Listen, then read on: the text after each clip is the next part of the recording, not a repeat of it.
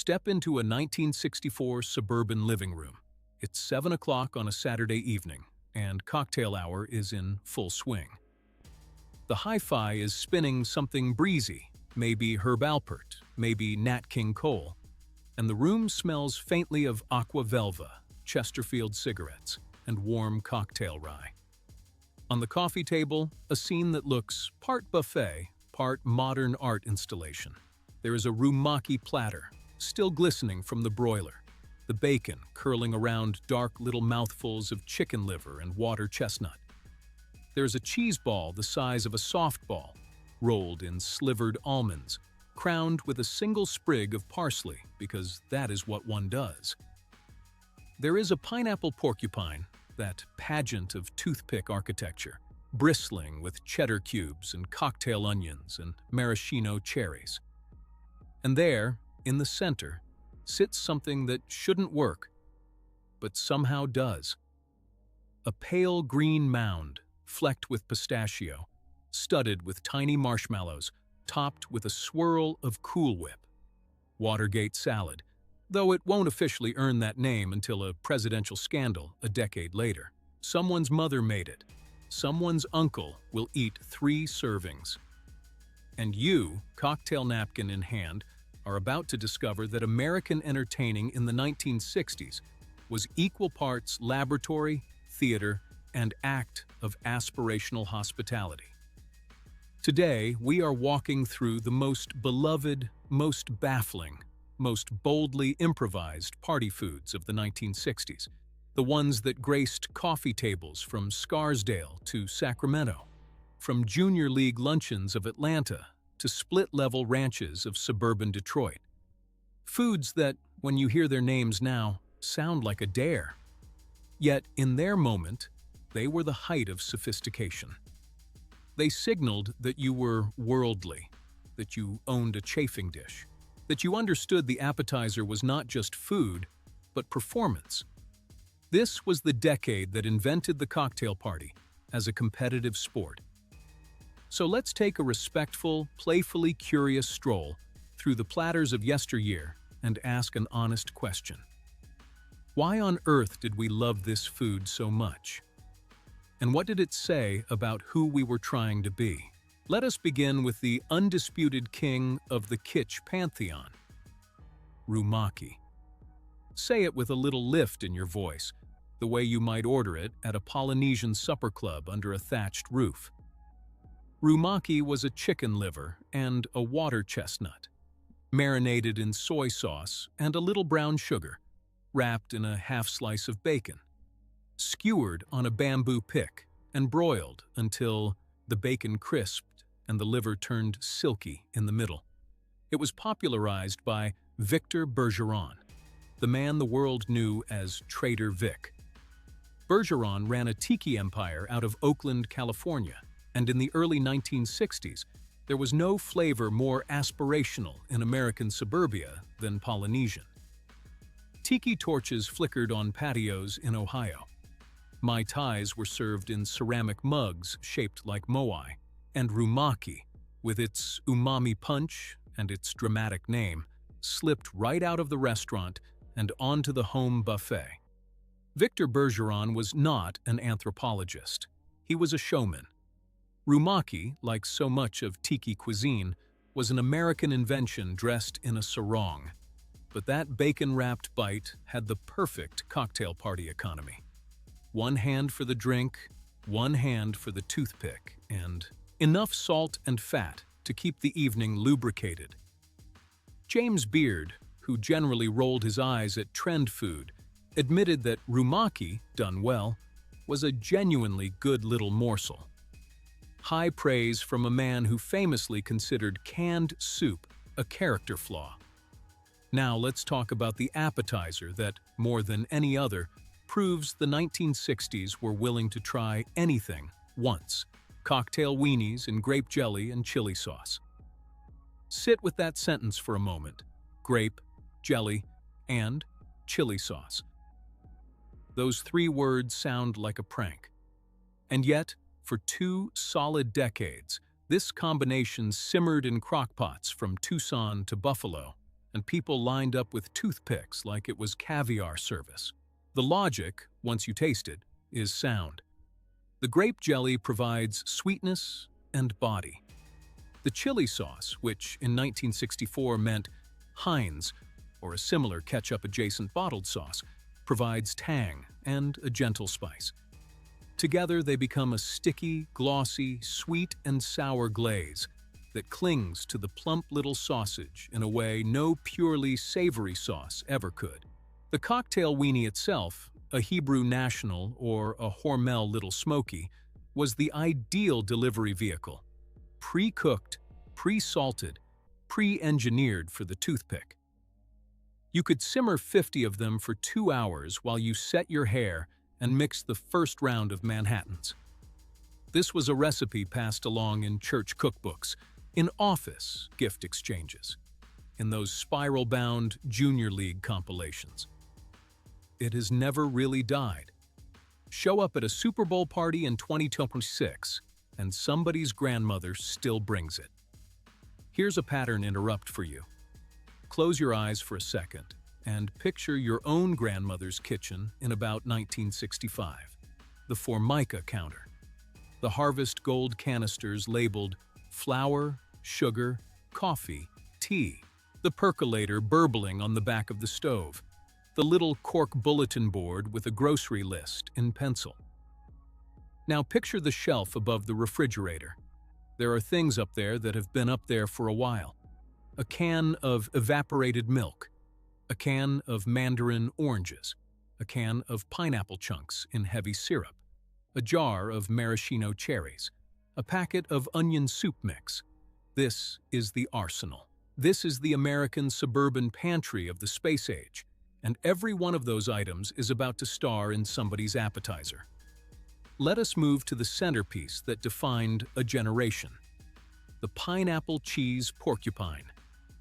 You took a whole pineapple, upright, leaves still attached, and turned it into a prickly green pedestal.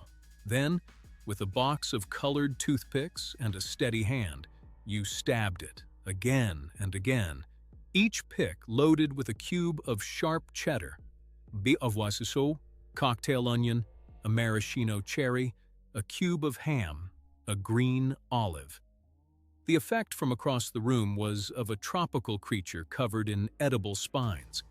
It was a real feat of toothpick architecture. Getting the picks to distribute evenly so it didn't look lopsided was genuinely tricky. There were tips in women's magazines. Start at the top, work in concentric rings, alternate colors in a spiral.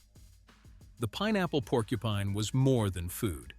It was a visual declaration that you, the hostess, had time, patience, and an eye for composition.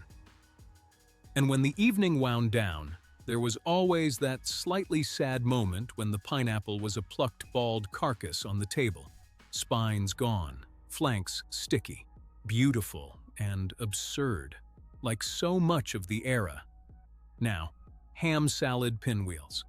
The canapes that built an empire of luncheons. You took an unsliced loaf of sandwich bread from the bakery. You trimmed the crusts. You sliced it horizontally into long, thin sheets, like lasagna noodles made of wonder. You spread each sheet with ham salad, which was ground, leftover. Ham mixed with mayonnaise, sweet pickle relish, a squeeze of mustard.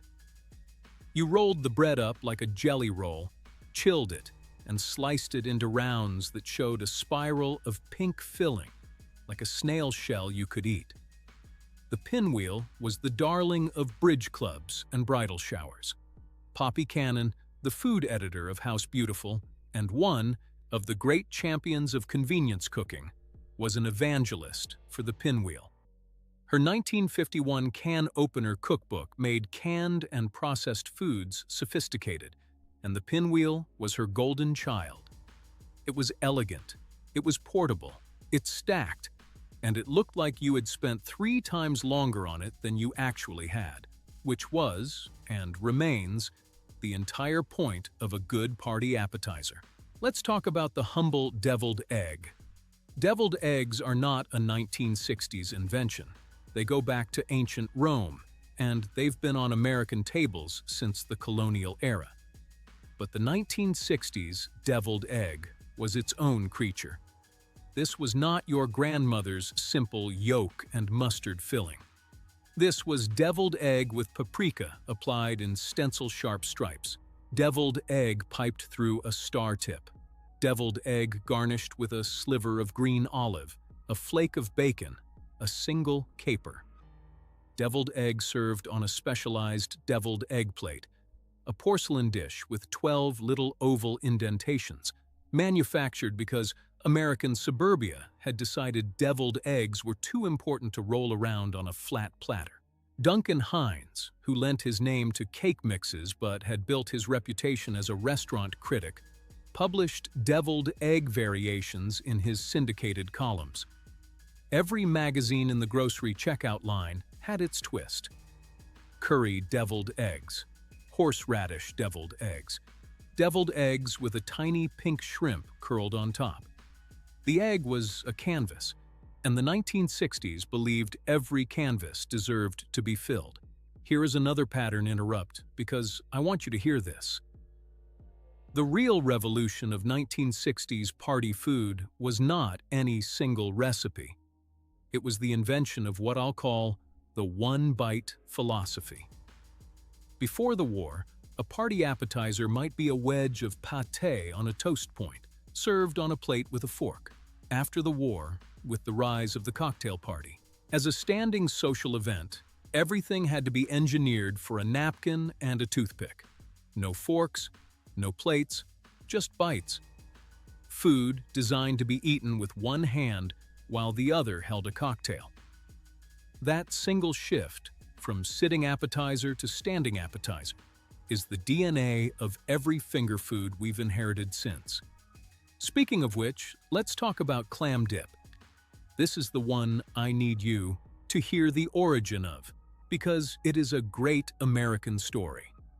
In 1954, a home cook in Los Angeles mixed a package of Lipton's dehydrated onion soup mix into a tub of sour cream. She served it at a dinner party. Within a year, Lipton was printing the recipe right on the back of the box, calling it California Dip. It became overnight the most popular dip in America, and it opened the floodgates. Soon, every pantry item had a dip version: spinach dip, vegetable dip, and clam dip, which was sour cream plus cream cheese plus a can of minced clams plus lemon juice plus onion powder and Worcestershire. You ate it on a ridged potato chip, a Ruffles or a Lay's, and the combination of briny clam, tangy sour cream, and salty crunch was genuinely, weirdly wonderful. Some served it in a scooped-out round loaf of pumpernickel, bread cubes piled around the moat. That pumpernickel bowl presentation was, for a while, the ultimate signal of suburban sophistication. In New Jersey in 1965, a pumpernickel bowl of clam dip was the equivalent of putting on a tie for dinner. Respect was being paid. Let us step into the land of the cheese log. Roll a pound of softened cream cheese together with crumbled blue cheese, a dollop of Worcestershire, minced onion, a splash of sherry if you were feeling continental. Shape the whole thing into a log. Roll it in a pan of chopped walnuts or pecans until the nuts coated every inch. Chill. Serve on a wooden board with a butter knife and a pile of Triscuits. The cheese log was the workhorse of the 1960s buffet. It lasted through the whole party. It was sliceable, spreadable, endlessly customizable.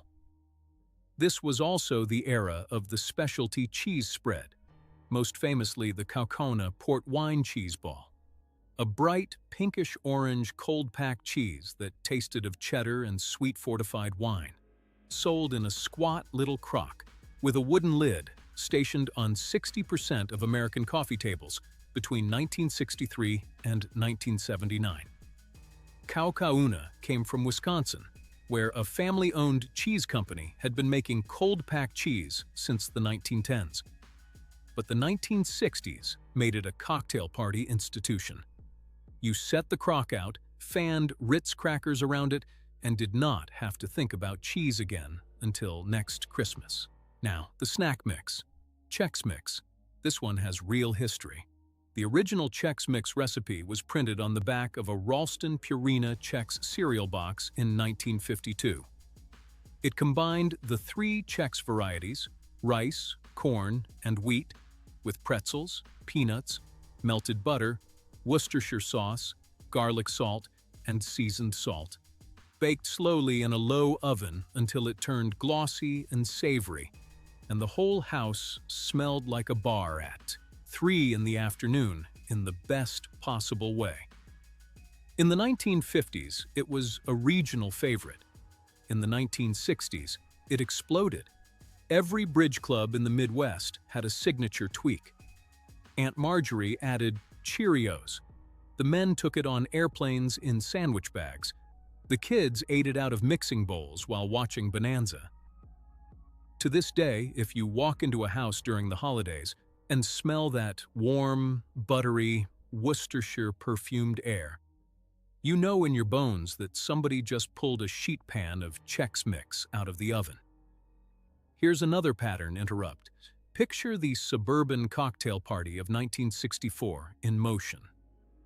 The husband of the house is standing behind a rolling bar cart, shaking up Manhattans in a silver shaker, ice clattering inside. There is a cut glass bowl of cocktail onions, a bowl of maraschino cherries, a bowl of green olives stuffed with pimiento. The wives are in sleeveless shift dresses, holding martini glasses in one hand and a rumaki skewer in the other. A teenager stationed in the hallway to answer the door is stealing cocktail weenies by the fistful. The children upstairs are in pajamas, pretending to be asleep. And in the kitchen, on the Formica counter, an aluminum foil-covered platter is about to make an entrance. No 1960s party reached its peak until the shrimp cocktail arrived. The shrimp cocktail in a martini glass. This was the hostess's chef's kiss. 4 or 5 pink shrimp, pre-cooked and deveined, hooked over the rim of a chilled martini glass.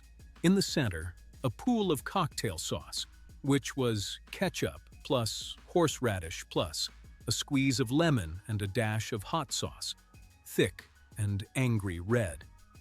A frill of iceberg lettuce tucked under the shrimp for color.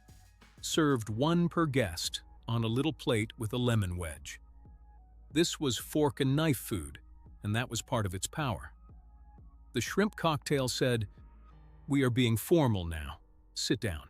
The hostess has frozen the glasses for an hour. Shrimp had been a luxury through the 1930s and 1940s, when they were difficult to transport inland.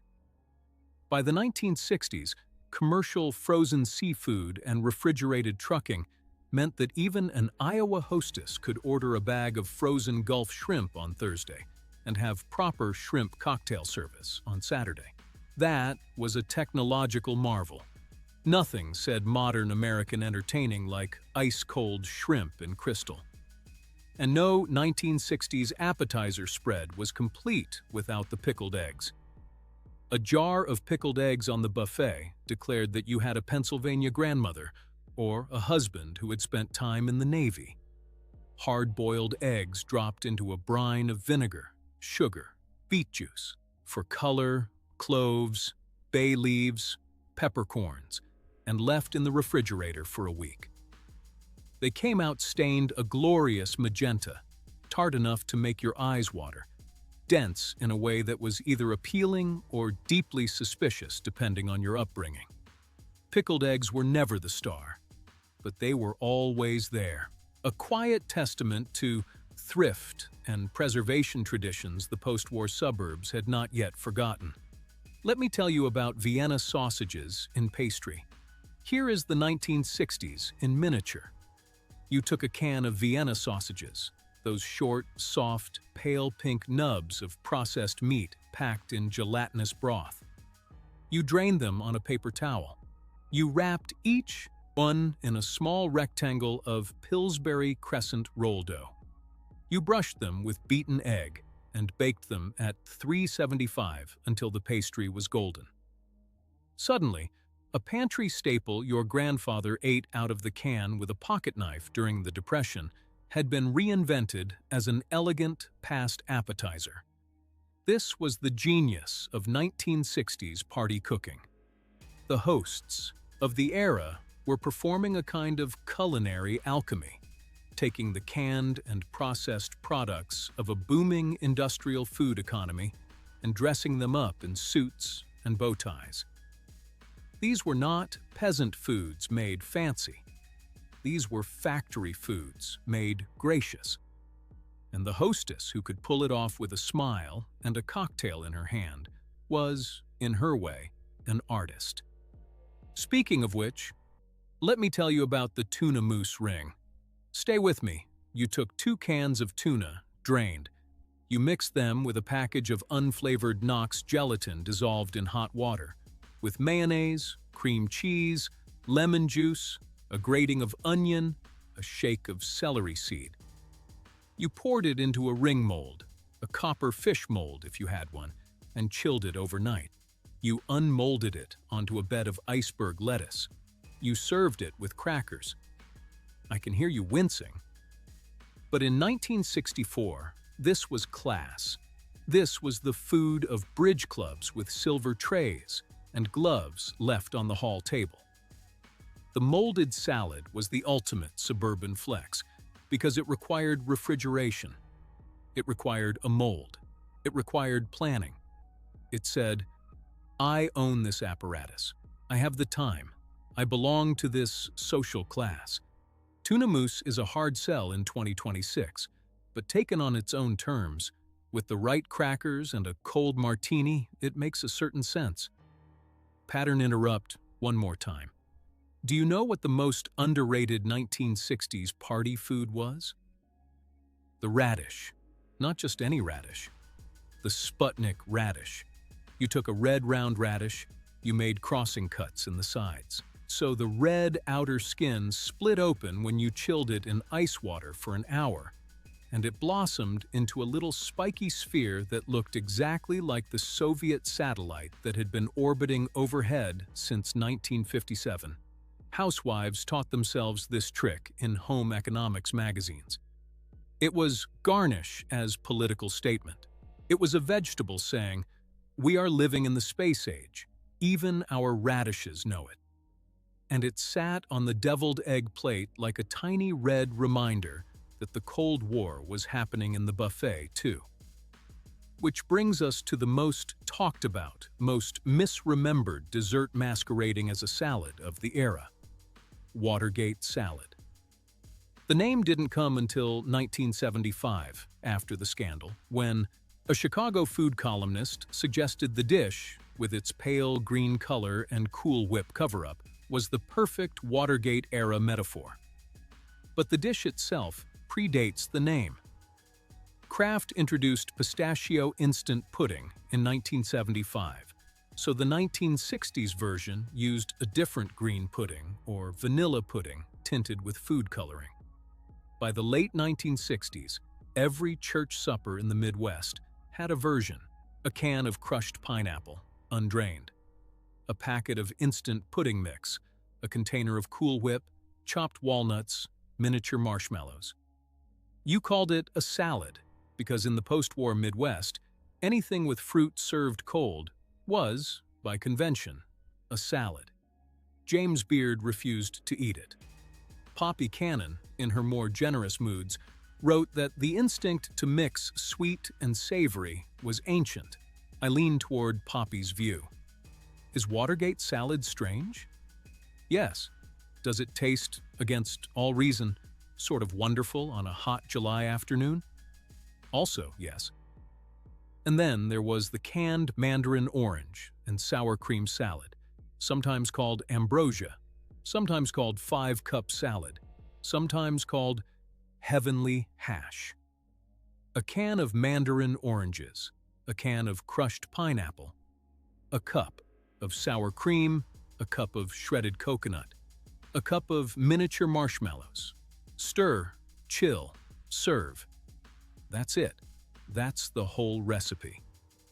And it was on tables across the country. I grew up with an aunt who made a version with a tub of Cool Whip instead of sour cream, and a Lutheran neighbor who insisted on adding pecans. There is something about the combination of cold, creamy tang and sweet mandarin and pillowy marshmallow that, once you taste it, resets your brain. You stop asking why. You just eat the next spoonful. Let me tip the hat, briefly, to the supporting cast. The snap of a crisp-canned celery stick, pulled fresh from a tumbler of ice water, dragged through a bowl of onion dip. The cocktail onion, plucked from its brine with a toothpick, still carrying the vinegar tang on the nose. The crown of canned French-fried onions on top of the green bean casserole, that warm, crunchy, oniony rubble that made the whole casserole worth making. The Ritz cracker with a dab of cheese whiz and a slice of olive. The deviled ham on a saltine. Every one of these foods was built from 3 or 4 industrial pantry staples and a hostess's hand. Every one was a small act of turning the grocery store into a party. So what does all of this finally tell us? Because it is easy, from a distance of 60 years, to laugh at the pineapple porcupine and the tuna moose and move on. And I'll admit, I started this script laughing. But the longer you sit with these foods, the more they tell you. They tell you that the 1960s hostess was living in a moment of genuine abundance for the first time in her life, or her mother's life, and she wanted to show it. They tell you that the industrial pantry, the canned and the frozen and the dehydrated, was not a sign of laziness, but a marvel, a pantry that would have dazzled a Depression-era bride, and she was going to use it. They tell you that hospitality in the suburbs was a performance, yes, but it was a generous one. Somebody stuck 500 toothpicks into a pineapple for you. Somebody simmered weenies in grape jelly for 3 hours because they wanted you to feel welcome. The rumaki was a wink. The cheese log was a handshake. The shrimp cocktail in a frosted glass was an invitation to stay a while, have another drink, tell them about your week. And they tell you something else. American entertaining in the 1960s was a moment of real creativity, playful, improvisational, unafraid of the untested combination. Grape jelly and chili sauce, tuna and gelatin, pineapple and cheese cubes, pistachio pudding and marshmallows. These were the dishes of a country inventing a tradition in real time, with whatever happened to be on the pantry shelf. We will probably never again see a decade of entertaining quite like it, because we know too much now. We have too many rules. The 1960s hostess did not have those rules. She had good housekeeping, a copy of The Joy of Cooking, a Trader Vic's cookbook, a bag of toothpicks, and a can opener. And she threw genuinely memorable parties. So here is my invitation to you.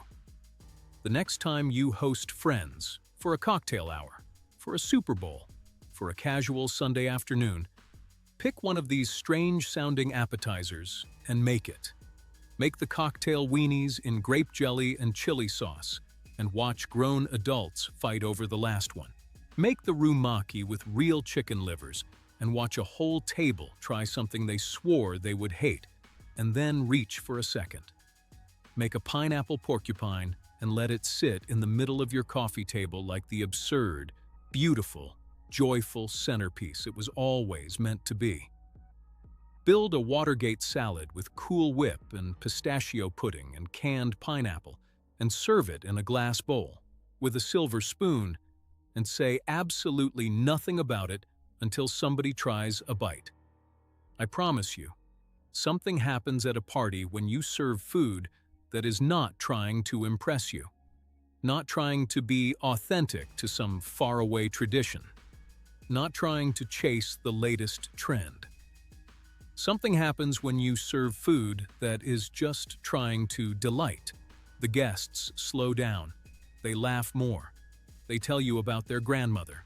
They ask for the recipe. And for one evening, in your living room, the 1960s come back. And you remember that entertaining was never supposed to be about perfection.